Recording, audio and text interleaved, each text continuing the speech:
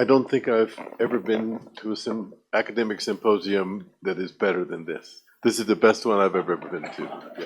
I feel like it's my birthday party.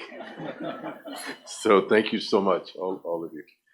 So this is what we would like to do. Yesterday, I failed in the afternoon to sort of get the discussion going, and I was told later that why didn't I ask someone to ask questions? And I thought I didn't know you needed an invitation, so I am inviting the audience. What we would like to do is have a discussion that begins at the table, one by one, the presentations.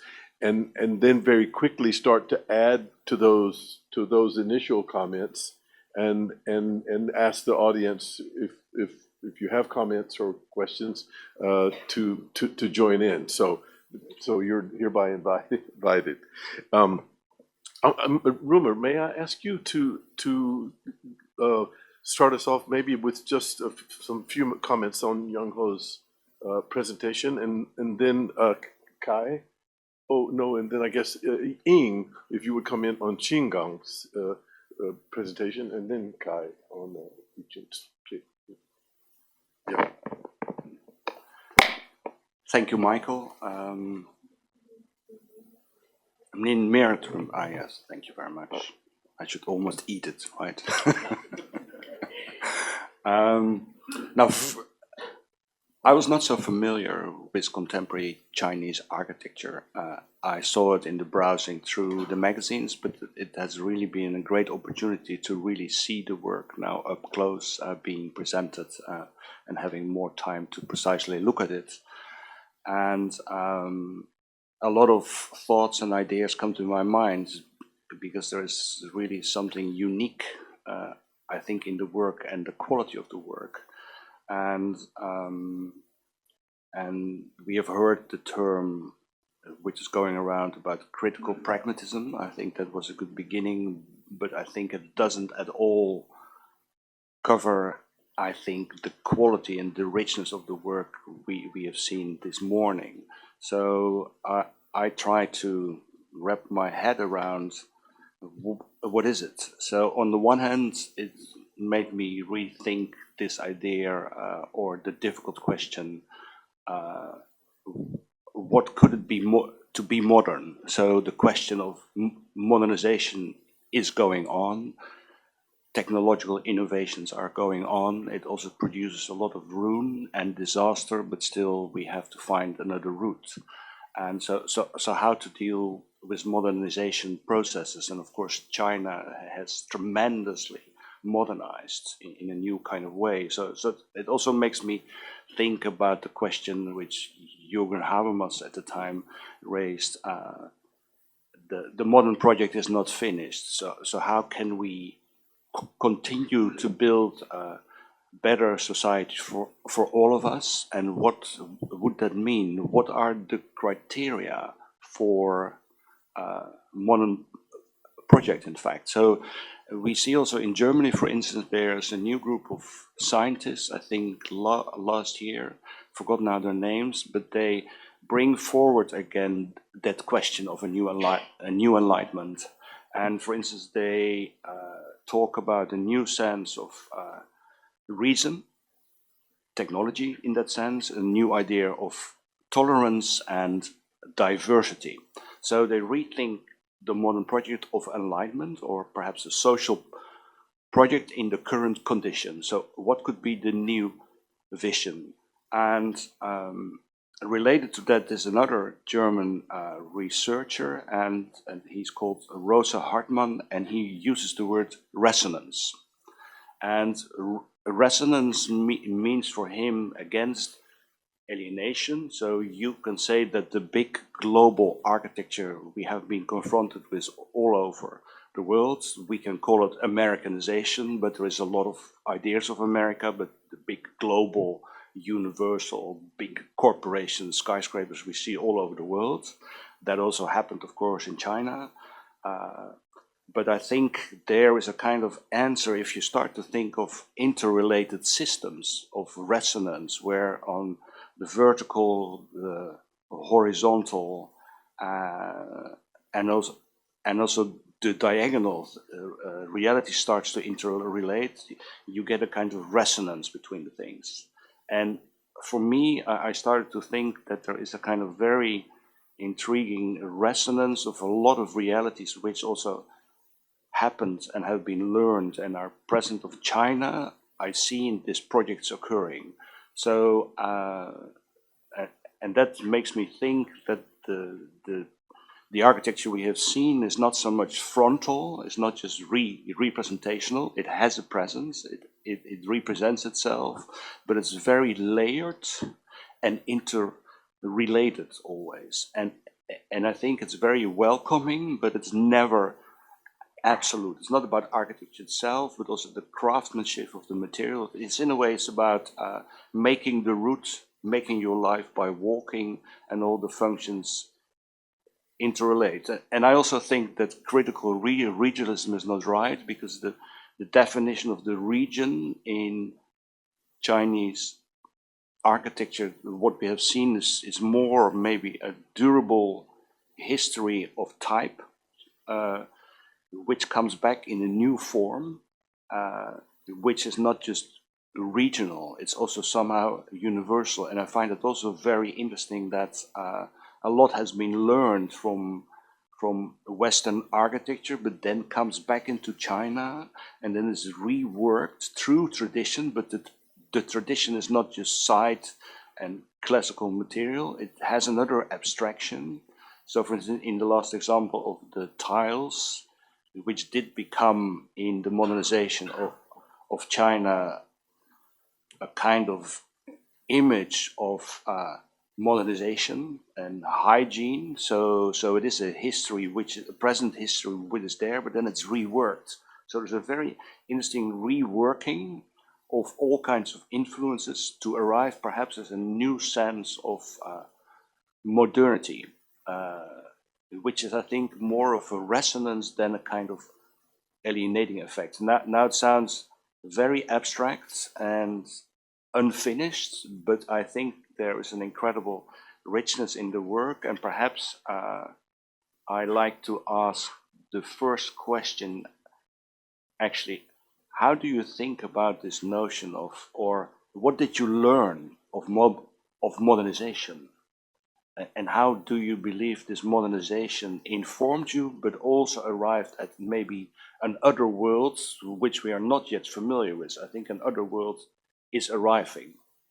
And do you think, can you connect that perhaps to a new enlightenment project, or a new sense of human and a new sense of landscape? Or is this a too hard question to start with?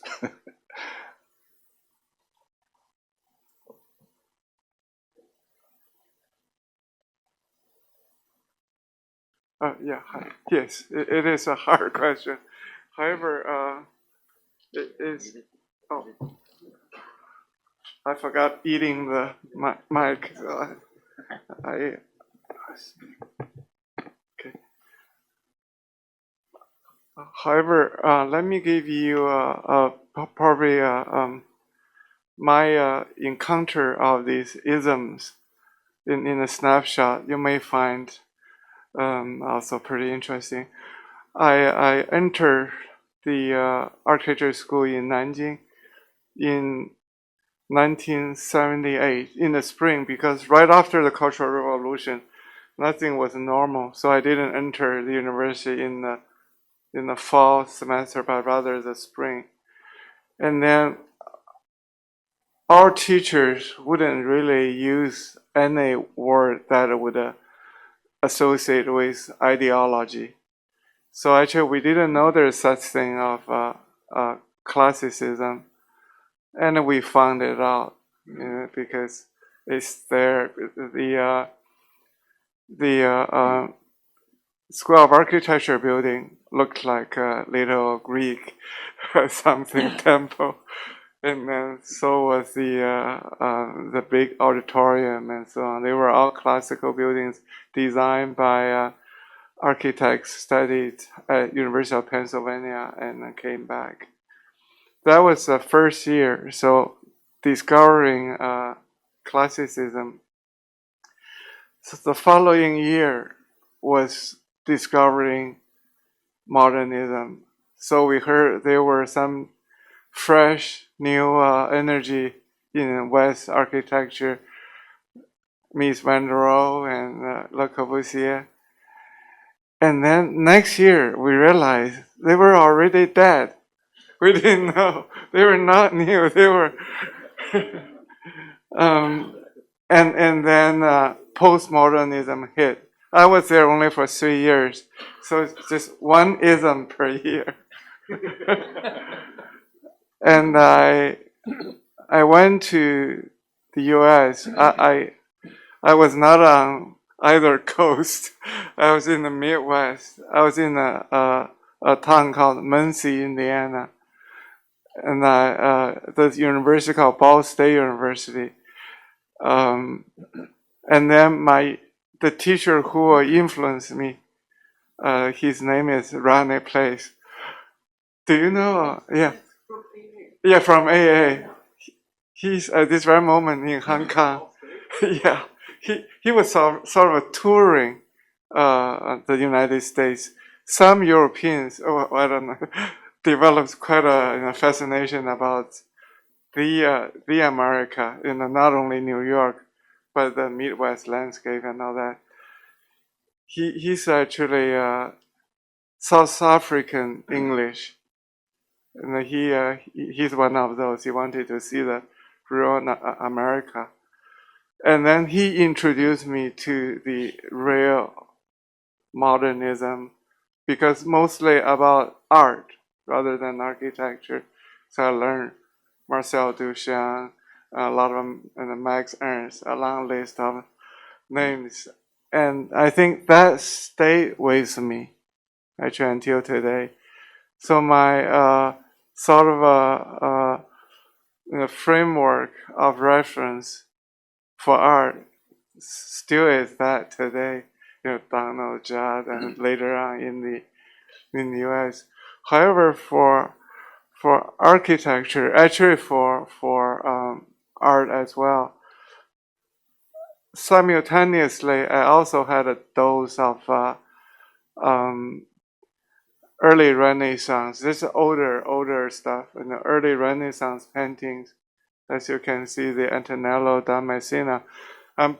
Became pretty familiar with that. I have to thanks to Rodney to introduce me to that as well. At the same time, Renaissance architecture, of course, in Italy and so on. Maybe just because of the sort of totally kind of a messed up sequence of my learning. And today, I think the project for me is how to see the history as evolution, or rather continuous evolution, that there is no clear divide between the classicism and modernism. And so I have quite an interest in the early modern, rather the transitional period of architecture between the two major isms. Like the Wittgenstein house, he designed for his sister and stuff like that, because you can see there's something modern and then something classical all at the same time. They can coexist because the kind of ideological divide now we impose on the two isms. Not that they don't exist at all, but it's probably not as a simple cut, but it's more like that. So then in China, I noticed the older generation of architects like Yang Tingbao, T.P. Yang, and actually even for Liang Sicheng at Penn, it was a lot more open than we thought. Paul Cray himself tried to design sort of stripped down classical buildings, like the Federal Reserve is one of his work, and so on. So in a way, I started to imagine actually still we can go back to that transitional period, imagine different ways, let's say, to mix different isms as a way to, for us, because the development happened elsewhere, not in China. So we could take some liberty to sort of recompose it.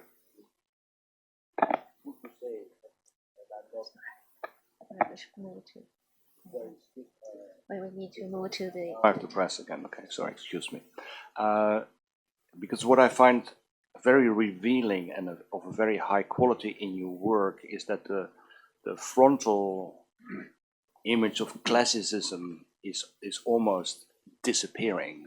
So the architecture has a presence, but as soon as you are in relation to it, you see all the layering or the opening or the shifting. So for me, it has a tremendous quality of porosity, both to the ground and the layers of the ground, but also if you go up and left, etc.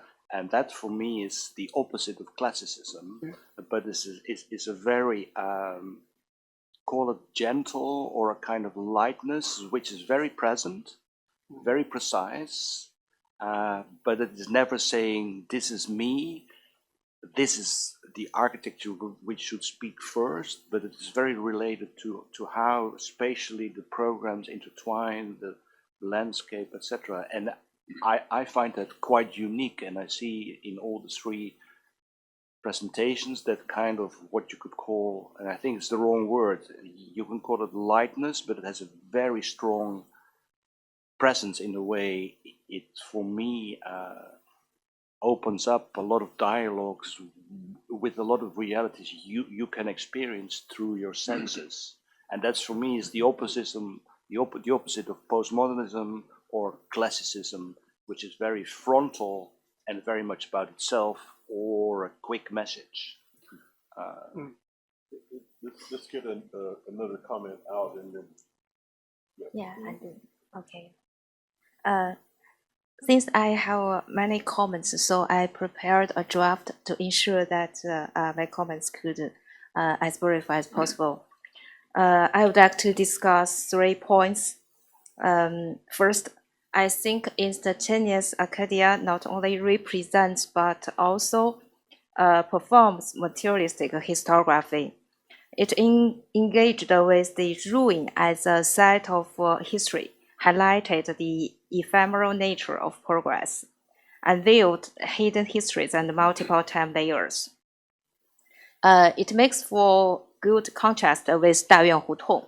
So that's why we choose these 2 projects. I think it's match each other by very, very good. Dayuan Hutong is situated within a high-density urban environment with a distinct hard physical boundary to its site. Within this boundary, the design then created a field-dense arrangement of residences and courtyards. Instantaneous Arcadia, on the other hand, was located in a physically empty environment. Yet this environment is intensely dense in its history and meaning. The site lacks a precise physical boundary, instead possessing a blurred edge. A few temporary structures punctuate this space, with vast areas of emptiness surrounding them. Therefore, density and emptiness here refer not only to the physical and the historical context of the environment and the site, but also to the design strategies employed. I also think the 4 pairs of analytical concepts function as both comparison and commonalities, effectively highlighting the inherent complexity of both projects. For the second point, I want to re-examine these 2 projects through the lens of the palimpsest, in Chinese 重写本, as it effectively adds a temporal dimension to density and emptiness in the title. Palimpsest means a manuscript from which older writing has been scraped off to make room for new, but where traces of the original text remain visible. 大圆胡同 represents a deliberately re-inscription or reading of this palimpsest. It's not simply about adding a new layer, but consciously drawing out, reorganizing, and giving form to the hidden script of collective living that involved within the 大杂院. For instantaneous Acadia, it is evident that the site itself is a geographical and historical palimpsest. The act of its rapid construction and deconstruction is a performative act of palimpsest inscription and removal. This process leaves the physical site superficially unchanged, but profoundly alters the viewer's historical consciousness. So my third point is about language. I want to emphasize the significant power of the language in articulating this project, as we talked at dinner. My first realization of the impact of the language came from Xinggang's explanation of this project during a phone call, followed by my reading of the text in his book. I found the Chinese words themselves to be quite potent. One can feel the author's intense emotions, a sense of historical desolation, and an inner sensibility embedded within it. Yet the expression remains restrained. These profound feelings conveyed through careful word choice and a rhythmic flow that allows the reader to feel rather than to be told. However, these qualities inevitably undergo a transformation or even a loss when it is translated into English. Of course, this is an inherent challenge faced by all translingual endeavors. Essentially, the poetic feeling of any require more overt explanation or may simply be less immediate for the new audience. Okay, so that's all. I have no questions from Xinggang. Thank you, Ying. Maybe Kai? Good. I think we have already running out of time, so I knew this, so I prepared two versions of the speech. I'm using the shorter one to save more times. But I think it's actually Liu Yichun's project is very obvious. It shows us that he's not only sensitive with the use of materiality, but also he also has a very gentle and subtle and elegant understanding and attitudes towards history, which is quite close and connected with our topic today. So I'm going to just because it's I think the presentation on the project explained itself very well. So I'm just trying to bring out maybe three topics or three concepts. Maybe related with what we have been talking about so much, and to pointing out what my understanding that why Yichun's project is so closely related with the topic of materialistic historiography. I think the first one is towards history as the witness, a silent witness of history as the physical as the project, because I think the project has been the two projects has become a tangible experience through their physical remnants, allowing them to act as a silent witness. At Bianyuan, the preserved wall and even the scattered concrete chunks are like storytellers of the Cold War's past. And then at Keqiao, keeping those old tiled facades isn't just about saving the old buildings, but it's also about making sure the material themselves is satisfied at a specific time and its values, which calls age values. This is a powerful way to make history felt, not just read. Second, I think the direct engagement with the with concept of aura, as you mentioned, is very elegant and obvious.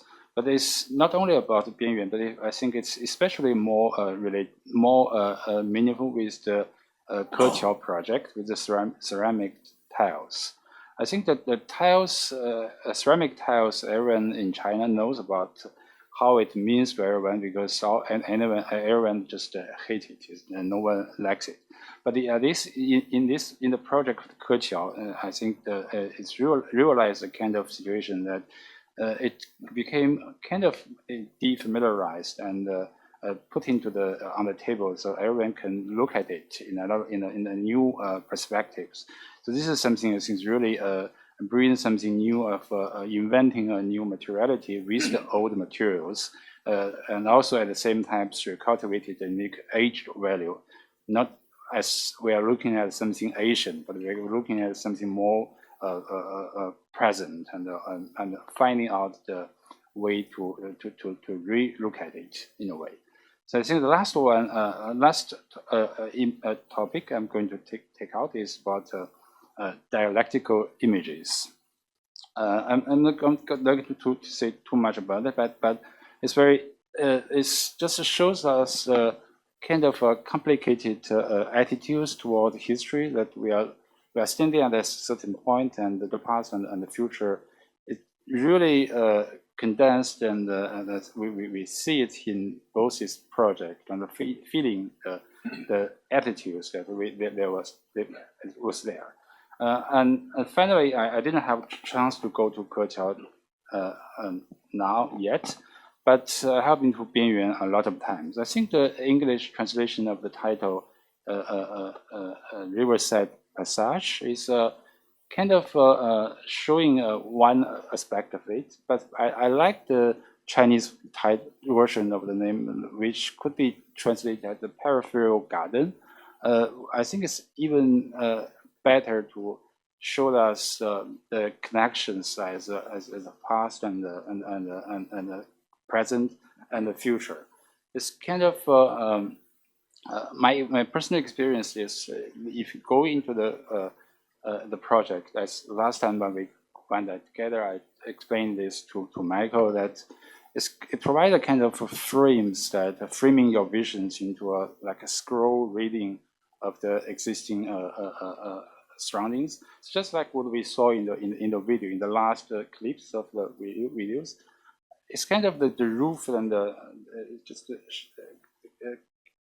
how to say, restrict your views. So my personal memories is not like in that, because it's still looking at moving images. But for me, it's like if you're looking downside directly into the side, you will actually see what we will read in the scroll readings from the different scales, and from the rural areas to the more condensed and more urban areas or more garden areas. So I think this is something really interesting, and it is the best example that how the project connect the past and future and present. Thank you. Thank you all. Let me try to be as brief as possible. Maybe I just introduce again kind of the pattern. We all have a couple of thoughts. I want to come back to Benjamin's notion of allegory, and not make it too complicated, but to say that it's not what you think allegory is. Benjamin's notion of allegory is quite different from the normal thinking of it as like a fable. For Benjamin, allegory takes a ruined form, a form that has lost its use or actually gone into ruin, but the form still remains, and tries to take that form and put it into a completely new use. You used the word ontology. It is to take a form and re-ontologize it, put it into a new ontology. He said, allegory is in the realm of thought what ruins are in the realm of things. And allegory is something that I see going across all three. certainly in Yichun's notion, I mean, the ruin is quite literal. The ruin of the walls become the form of the new walls. And I think it's part of the power of what Benjamin wanted allegory to do is evident in the Passage project. But the other one, which I did not know about, I have to come. That it's an amazing. It actually remains a ruin in many ways, a kind of composite ruin and new.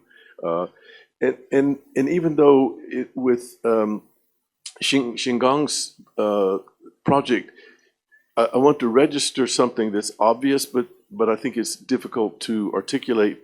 The fact that it is a temporary project, that as a condition of possibility, is extremely important. And I don't know quite how you do it, but it's kind of like a proto ruin, right? It's like designing something that will go into ruination very quickly and then be torn down. It's a very powerful thought, and I think the way the scaffolding and the the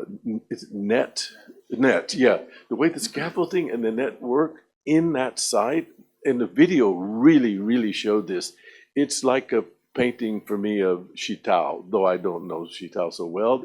The way the painter, the way Shitao talked. I know I'm not saying the name correctly, but he talks about the idea of ihua, of one stroke, and he takes this when in the scaffolding how the net is looping, and I just kept seeing the brush stroke going like this, the one stroke repeated over and over until, and it can go up to make a tower. And by the way, in the video, the stem of the plants in front, very close in front in the video, and then the scaffolding, and then the leaves of the plants, and the net was doing something that I didn't see before.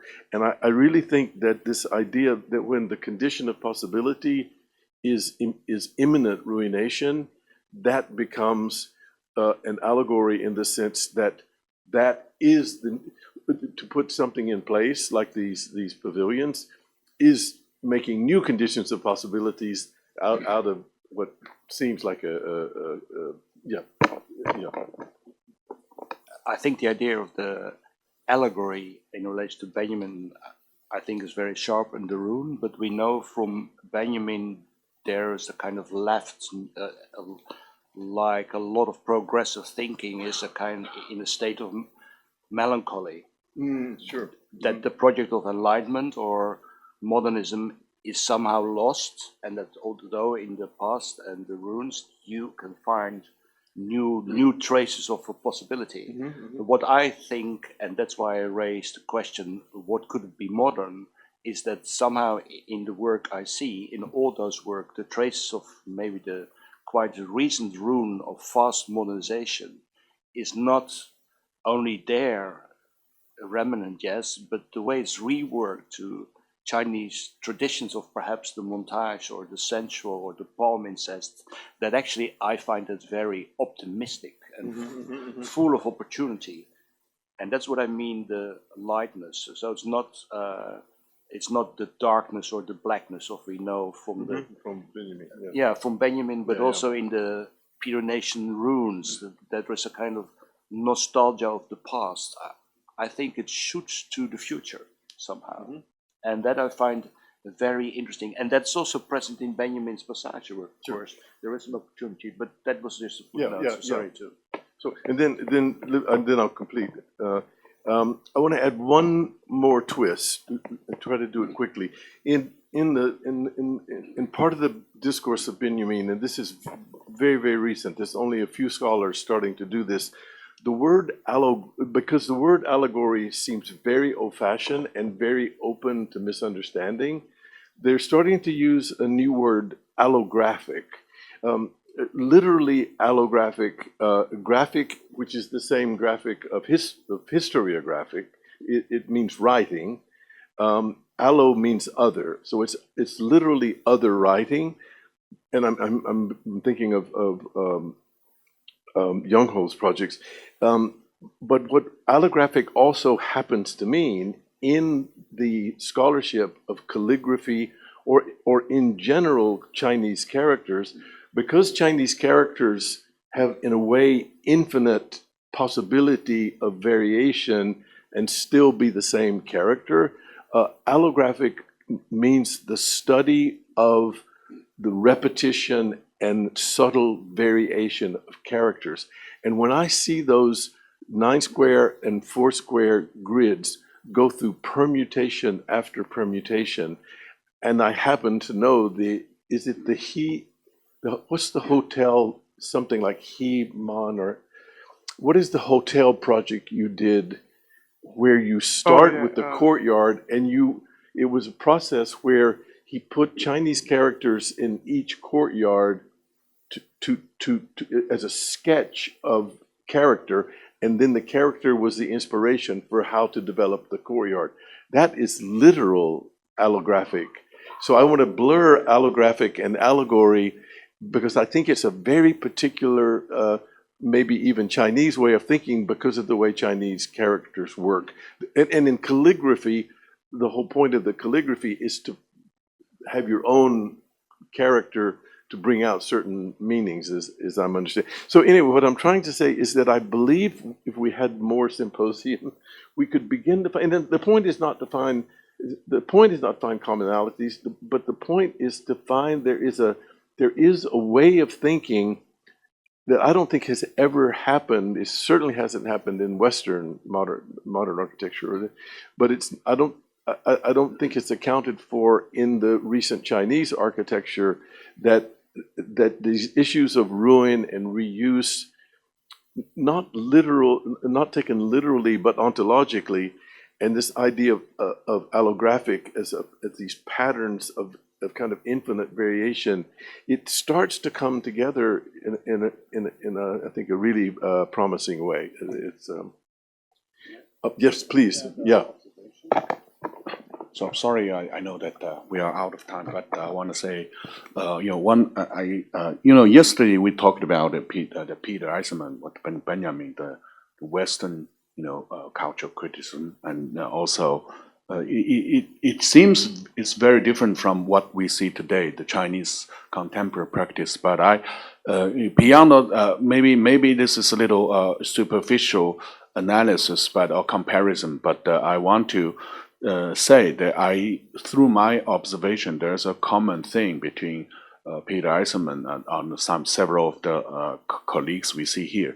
The common thing would be the depression of architectural function or the conventional idea of architecture of space, function, how we use the space for Peter Eisenman. But the difference will be, for Peter Eisenman, the aim is the autonomy of architecture. He deliberately designed a column that won't reach the ground, because to convey the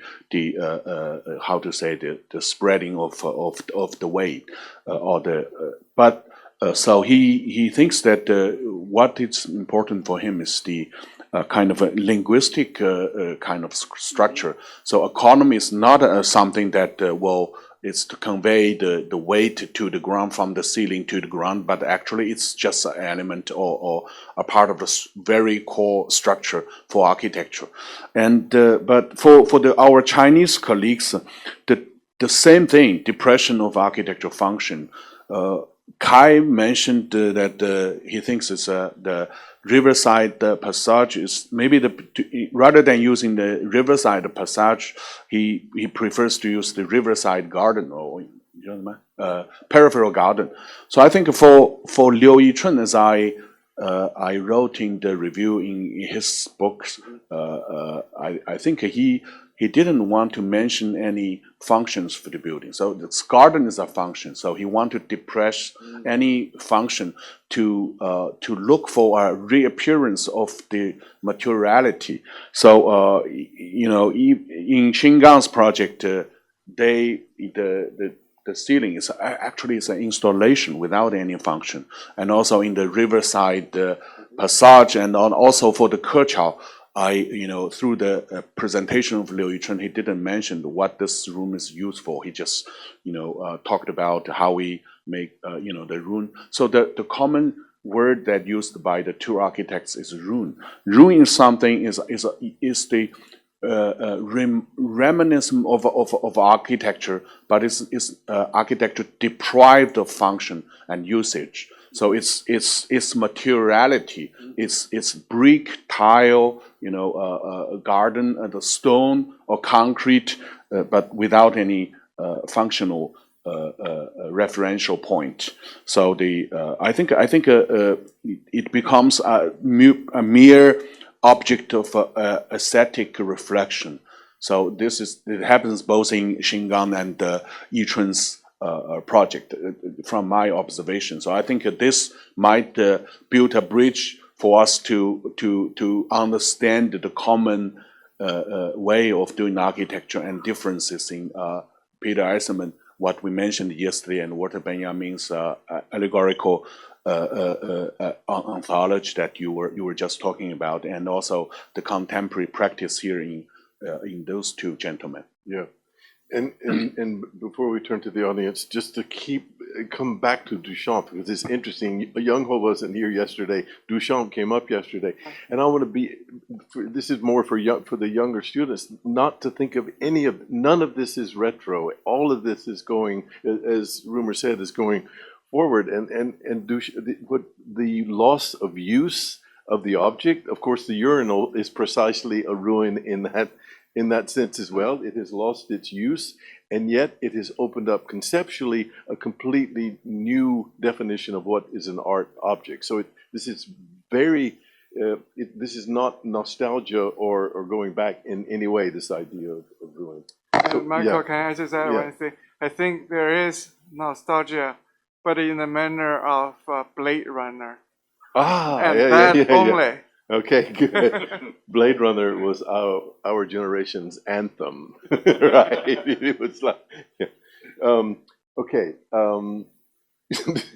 One person from the audience can comment. I don't know what to do, Ying, about the time.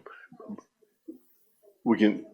Okay, so we'll take some questions and comments from the audience, or otherwise we'll just keep talking.